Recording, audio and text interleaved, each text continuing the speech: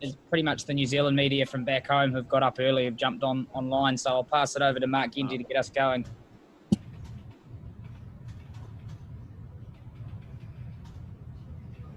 Maybe Gents isn't actually there. We might have to pass it across. No, I'm here, mate. Sorry about that. Oh. False start. You go. Can you hear me all right? Yeah, good as gold, mate. Yeah. Yeah, hi, Matt. You got me there. Congratulations on a good return. You guys must be pretty happy with the day's work. Yeah, I think we're very pleased to finish the day with them 7 down. Really sets us up for a good position to hopefully bowl them out in the morning tomorrow. What did you, after England won the toss, what did you target as a good total you might want to dismiss them for? Yeah, I think what we knew from the toss, it was always going to be a challenging wicket. It always looked like a good batting conditions, but what really was in our favour was probably the overheads. It was quite cloudy for the whole day, and we just knew we probably had to be patient. And I think that showed to that first session. Even though we didn't take any wickets, we were able to kind of keep them restricting with the run rate. So we just knew we had to start well after lunch, and we managed to get those 3 quick poles, which really swung the momentum our way.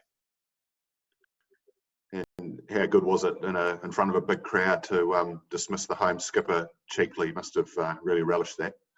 Oh, mate, it was awesome.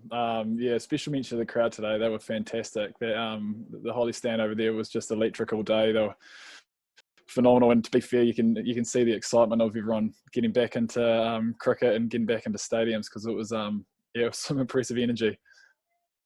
Yeah, and the wicket of Joe Root, just talk us through that and how satisfying. Yeah, I think obviously it's always great to get big wickets like Joe, but I think it was more about we knew if we could crack an end open, it wasn't always going to be easy to start, and I think we just knew that we had to make sure that we made those first few balls count to each incoming batsman. So we managed to do that well today, actually. When wickets did fall, we managed to get 2 at a time kind of thing, which kind of kept us in the game right throughout. And just one more for now. What were was it like in the sheds beforehand? I mean, 6 changes is, I don't know if it's unprecedented on a test tour, but it's quite a lot, and players coming and going and things. I mean, what was it like in terms of and what was said beforehand? Yeah, I think probably in camp it wasn't too much of a shock. Obviously, we knew with the injuries that there were some doubts.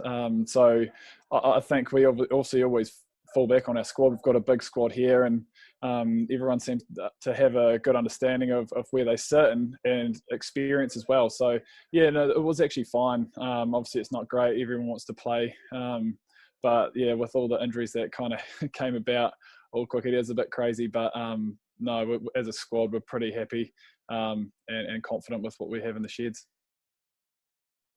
All right, thank you.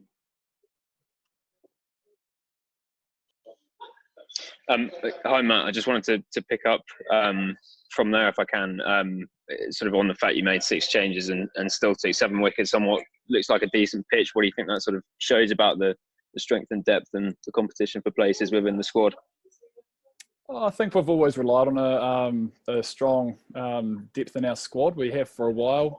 So I don't think there was too much shock. I think we all knew that today we had to go out and do our job. Our bowling attack, obviously, with Trent coming back and we've still got Wags as well, and then myself coming in, and Daryl, and then AJ has played a beautiful hand every time he does get the opportunity. So yeah, I think everyone was very confident that we could go out there and do the job, and thankfully we got to get a good start today. I mean, there have been occasionally times when you struggled a bit since making lots of changes, like Sydney 18 months ago, for example. Do you feel like the depth within the group has grown since then with some of the guys that have come in? Oh, yeah, I think at the end of the day, you've got each game presents its own challenges. Obviously, that Sydney game was playing in Australia on a good wicket, and the results didn't go away, but I don't think players' confidence was knocked in terms of what we can do and what we can deliver. So I think guys coming into this game here, everyone was really confident. We've had good preparation for this trip, and just go out there and express yourself. And I think that's what has probably been the foundation of this team for a long time, is that depth in squad, and trusting that when you come in, you know what your role is. Cheers. No worries.